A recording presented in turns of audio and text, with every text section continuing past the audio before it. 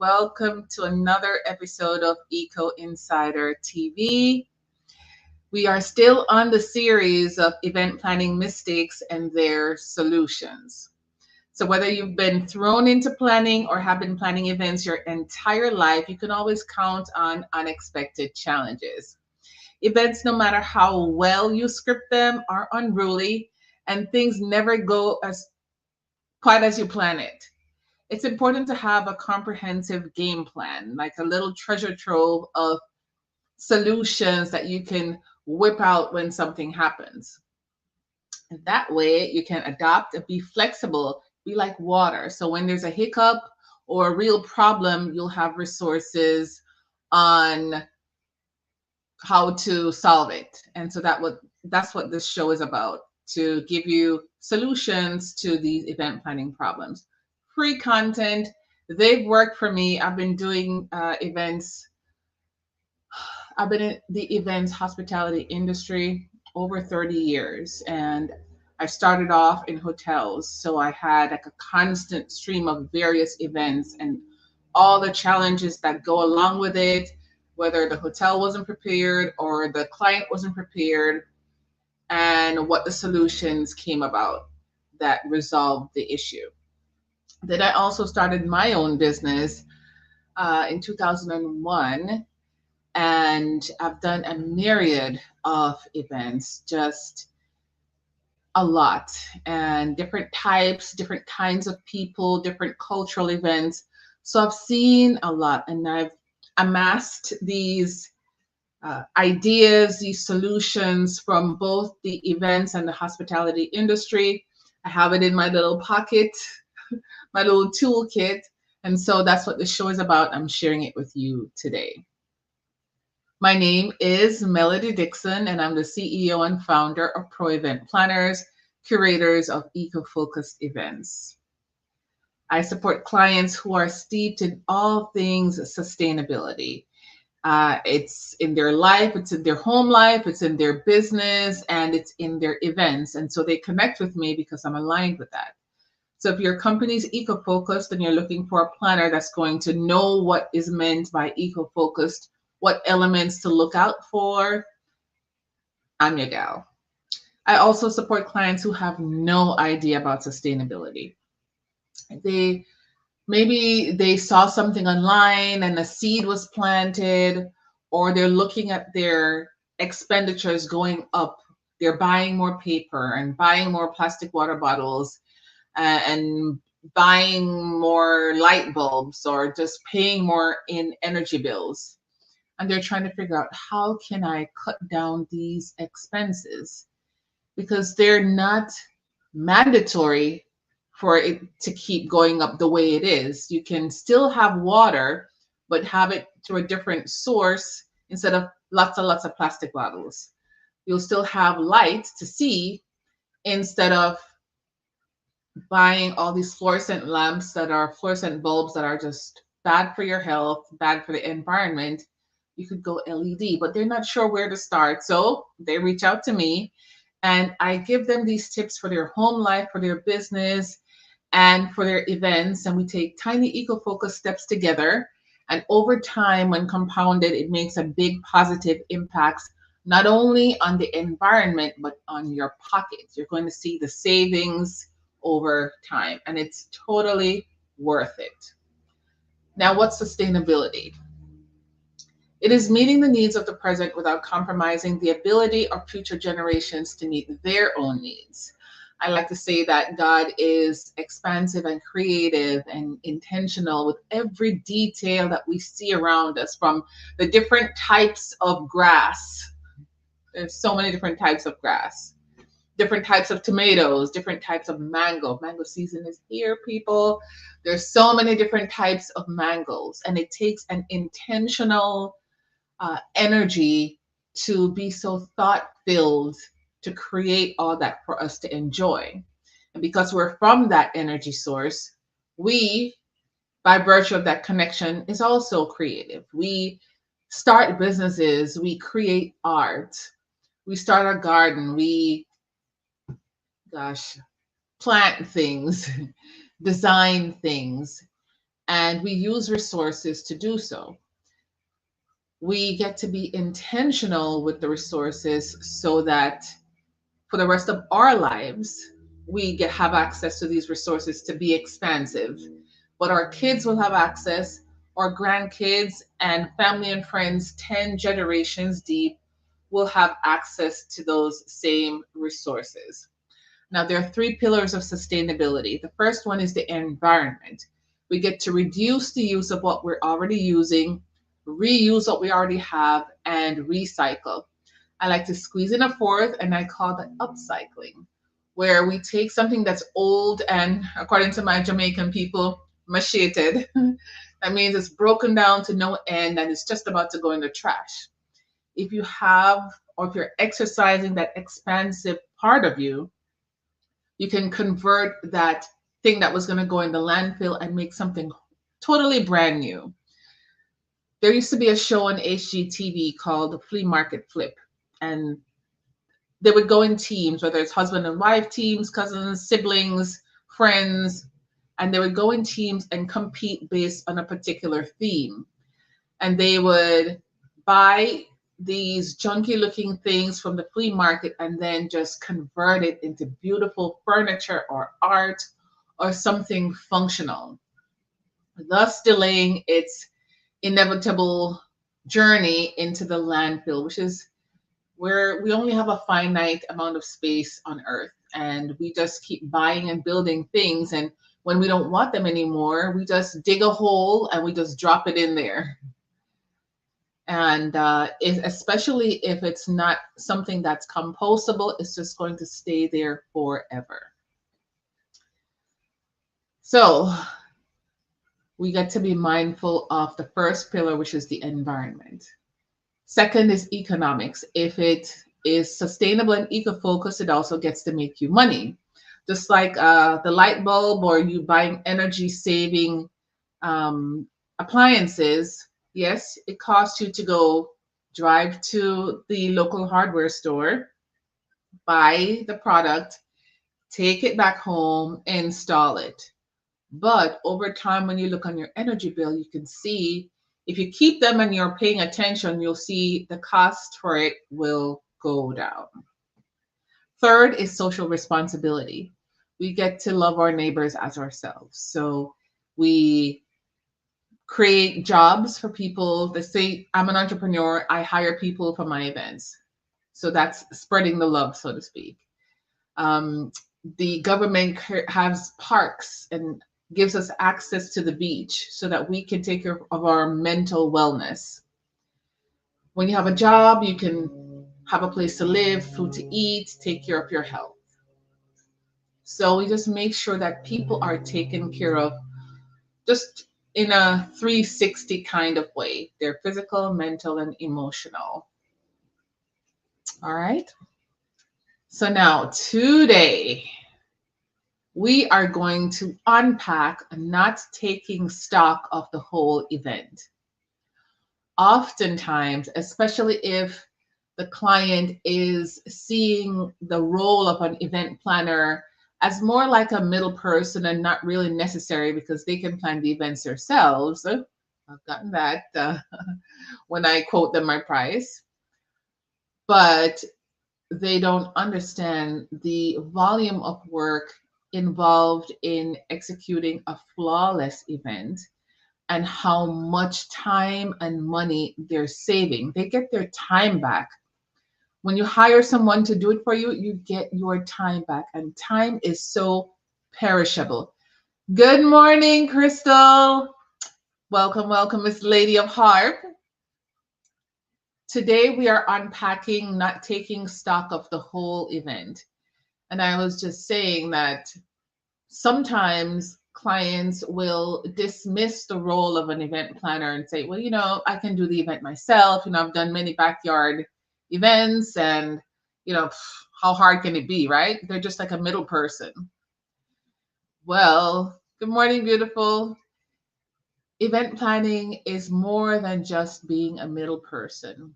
It's someone who has the ability to be really organized and has experience in executing not only a beautiful event, but a logistically sound and safe event. What that does for clients is gives them back their time. That is so big.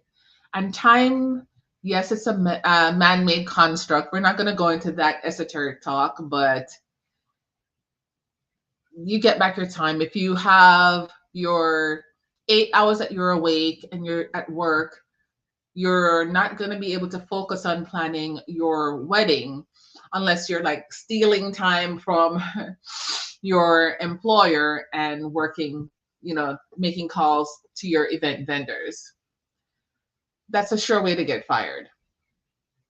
When you hire a professional event planner, you can be at ease. Your mind can be at ease while you're at work. You're focusing on your job because you have a professional handling one of the most important events, a milestone, life changing event like a wedding. You can't leave that up to somebody willy nilly because they've done backyard things before. You need a professional. And as a professional, we take stock of the whole event, sometimes daily, weekly, monthly. Every time we need to, we can take stock and adjust. It's like being a chameleon. We're flowing here, we're changing, we're mirroring what's happening, and we're fixing things like water. We're flowing through it. Let's see what Crystal is saying here. She says, yes. They can do it themselves until all of the vendors are going to them at the same time. Yes, yes, yes. You can't plan your own event and enjoy it at the same time. Such people end up stressed out and making poor decisions. The planner is the ultimate project manager who can smile in the middle of a storm and handle different moving parts. Crystal, you know it. You spoke it, girl. You spoke it. Yes, absolutely. We do what's called like being like a duck. We are exemplifying grace and ease and calm, but we're getting things done on the back end. We're like, what do we need to do? We're organized. What's on the checklist? What's first? What's second? What's third? What's next? Let's go. Let's get it. You go here, you go there. Just giving instructions and delegating. But we have the eagle eye view of looking at the whole event to see what's happening and what we need to do. Because there's so many different moving parts to an event. You just cannot leave it up to somebody who says they did a backyard thing one time. It's not worth it. That's going to cost you because food can come out unsafe.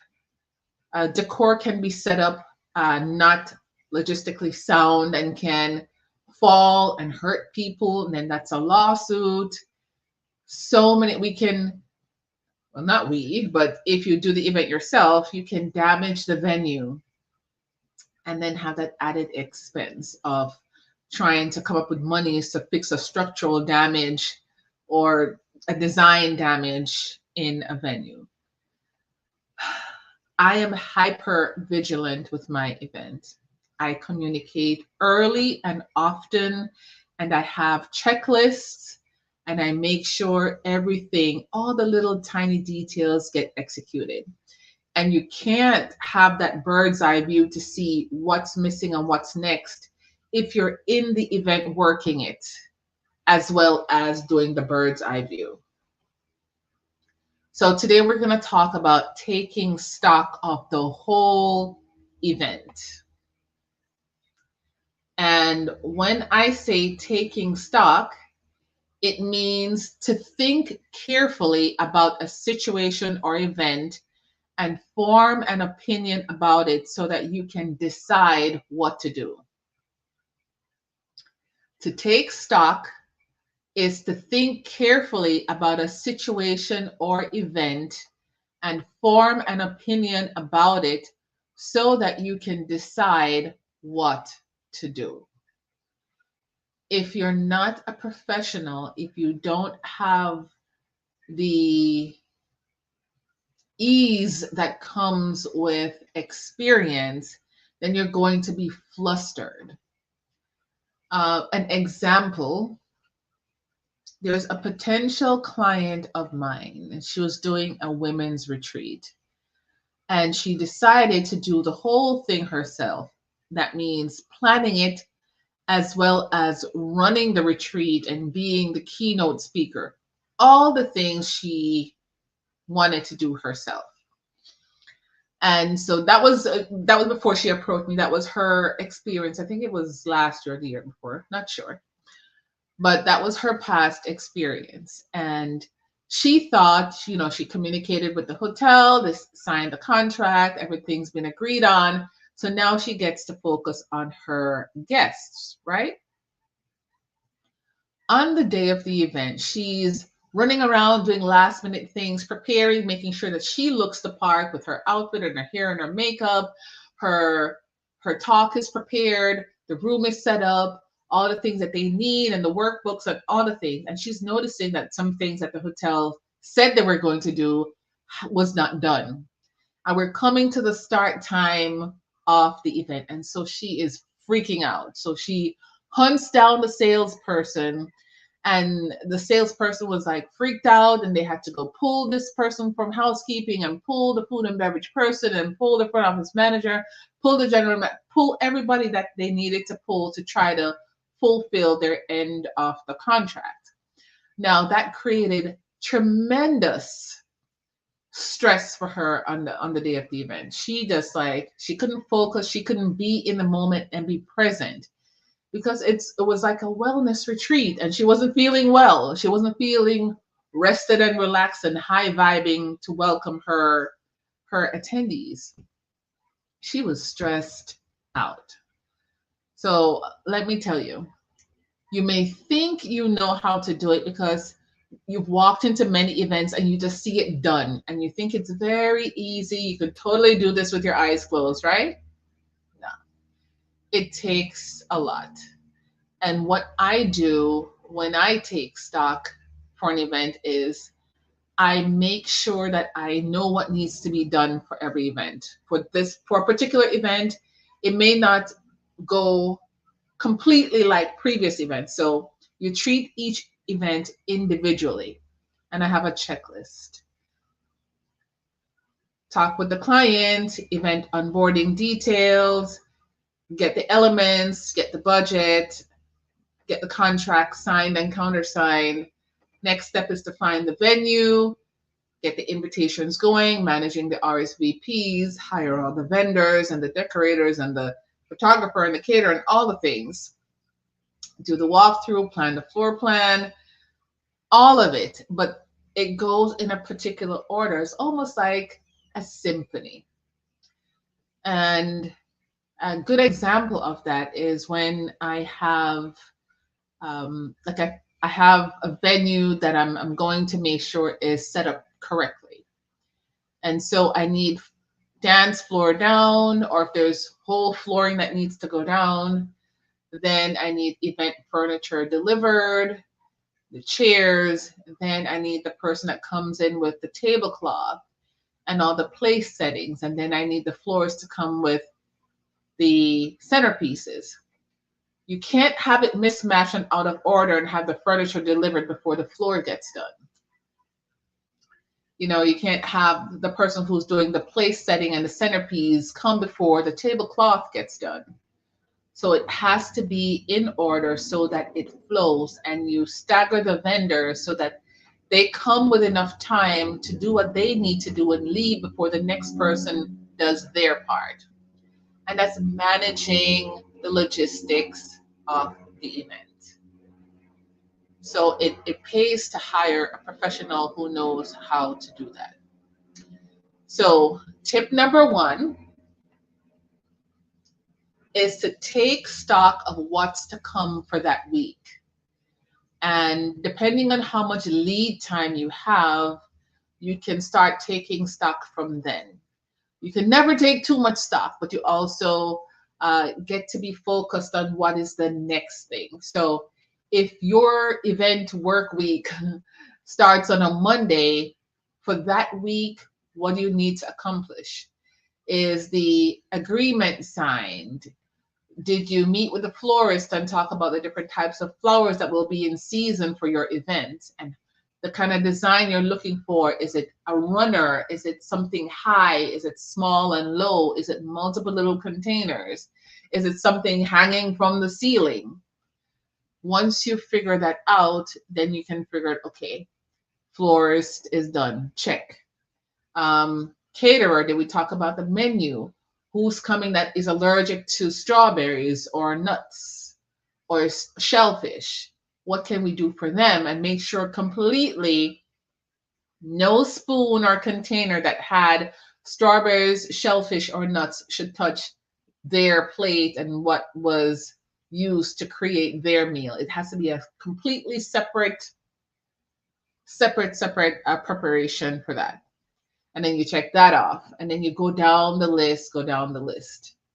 And this happens every week because one week you can check things off and you don't have to worry about it. But what's happening next week? Okay, we're 1 week closer to the event. What do we need to do this week? And so it's always moving. And that brings me to my number 2. Create a running list of to-dos for the day, for that week, for that month, even that year. I know what I do for brides is once we are working together, they get a year-long checklist. It depends on how far out they've hired me. So what do you do a year out? What do you do 8 months out or 6 months out or 4 months out? And we have the things that we need to make sure is done. And within each time frame, whether it's a year out, we have the big things like definitely lock in the venue, lock in the minister, lock in the DJ, lock in the entertainment. Then as we get closer, the other little things come in and they get to check it off. And it's a running list because sometimes what was to be completed this week wasn't. So you got to move it over to the next week. And you do that for the month, for the week, and even for the year, because some conferences are planned maybe a year or 2 in advance because of the venue situation and getting the right keynote, especially if it's a big name keynote. Their calendar is booked a year in advance at minimum. So you got to, as far out as you can, lock in your keynote, lock in your venue. So a running checklist, a running list of to-dos is very important. And not only the goal is to complete the tasks. And so we're going to now talk about number 3. Check the progress of tasks assigned to your team. So if in your overview of what's happening this week, you assigned somebody to get, I don't know, an African dancer who beats a drum to help with the entrance of the bride or the mom, however you want to do it. And you check in with them and that task wasn't done last week, you have to move it over to this week.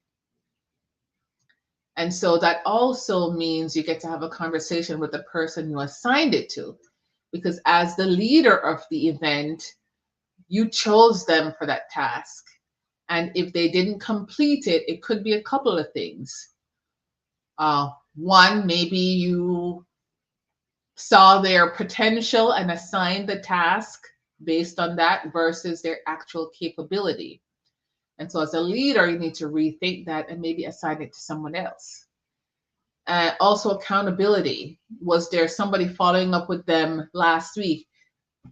When did you actually, even when you're assigning the task, call them Monday at 9 a.m. and then let me know what the result of the call was. If there was nobody following up with them on those specific instructions and you assign the task to someone who wasn't capable, then it's on you, the person who's planning the event. I for sure like to keep my same staff for every event, because when you get good people that you can depend on and they show up in excellence, it makes your job easier and gives you back your time, because you don't have to be like, did you do it? Did you do it? Did you do it? You don't have to do any of that, because you can rest assured the task was assigned to the right person. They did complete it and they follow up with you to say, Melody, you asked me to do XYZ and it was completed. And I just check it off my list. And as I check things off my list, I just get a little feeling of ease. And it's such a good feeling because it's light. It's light and high vibration feeling for sure. So check the progress of the task assigned to your team.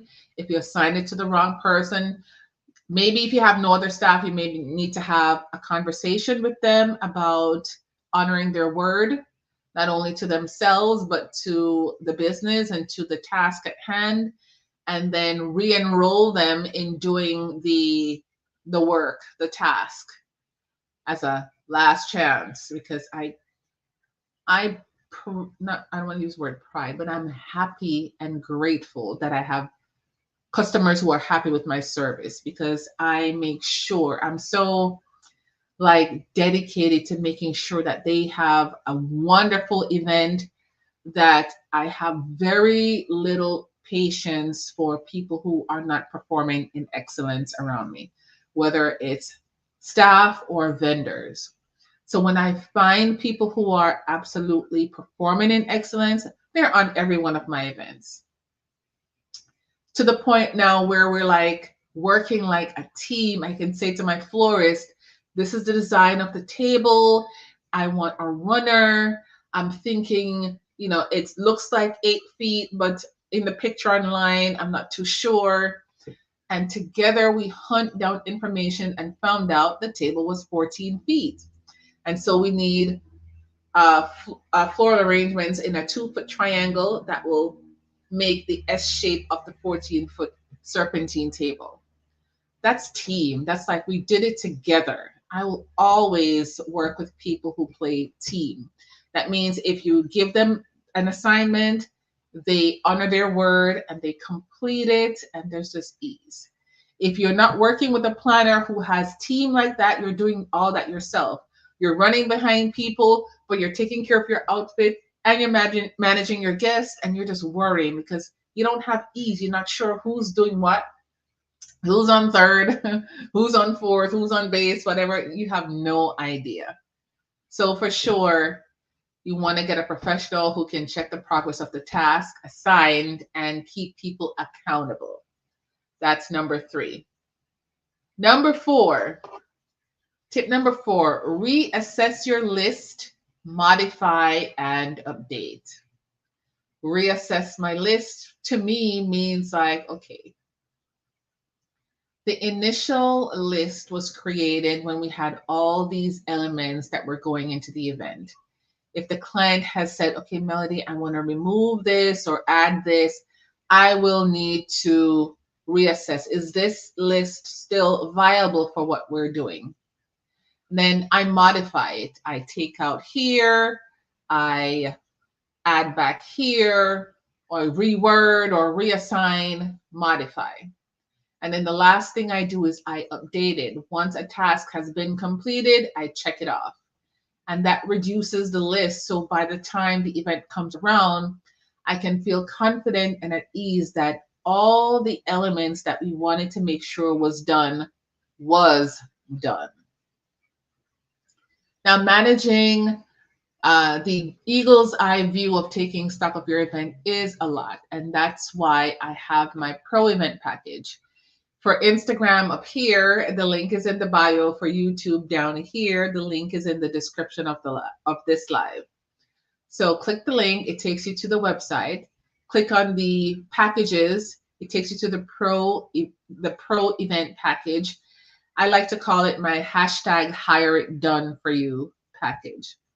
This is where we talk about your event, the kind of venue you're looking for, the reason for the event, who's coming that you want to impress, or who are these heavy stakeholders, and the reason, like, is this a big business meeting? Are they going to pitch a business or pitch to investors or do a sales event, grand opening?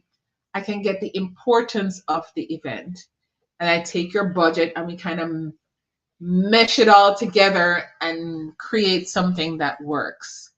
And this frees you up to focus on your sales pitch, your elevator pitch, your product design, your what products you wanted to include during the event, displayed for people to purchase or to experience your brand. You focus on all of that, and I'll focus on all the logistics of behind the scene. Make sure that the guests are welcome and they're registered and they're greeted and they get their swag bags and they have the hors d'oeuvres and the bar is set up and ready and the food is coming out and the tables are decorated and sponsorship table decor is there and signage and banners and all the things that you don't have to. We do all the work. All right, so check out the pro event package. It's on the website. If you have any questions, my name is Melody Dixon, CEO and founder of Pro Event Planners, curators of eco-focused events. My email address is info@myproeventplanners.com. Thank you so much for joining me today. Crystal, wow, thank you for your input. It's invaluable. You are in the industry, so I know you know. I know you've seen it, so I appreciate your input. It's really supporting the people who are watching. And if any of you have any questions, post it in the comments or email me info@myproeventplanners.com. All right. Thank you so much for joining me today.